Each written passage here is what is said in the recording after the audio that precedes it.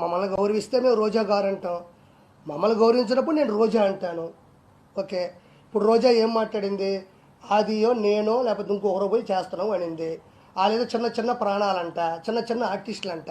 ఈమెమన్నా national wide ఆర్టిస్టా?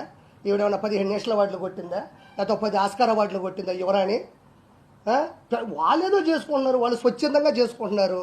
వాళ్ళ ఇష్టం, అది పవన్ కళ్యాణ్ గారి మీద ఇష్టం ఉంది, లేకపోతే టీడీపీ మీద ఇష్టం ఉంది, లేకపోతే మీరు చేసే అవినీతి మీద వ్యతిరేకత ఉంది. నువ్వేమన్నా నేషనల్ అవార్డు ఆర్టిస్టువా? నువ్వు 20 సినిమాలు ఏమన్నా ఆస్కార్ అవార్డులు కొట్టినావా?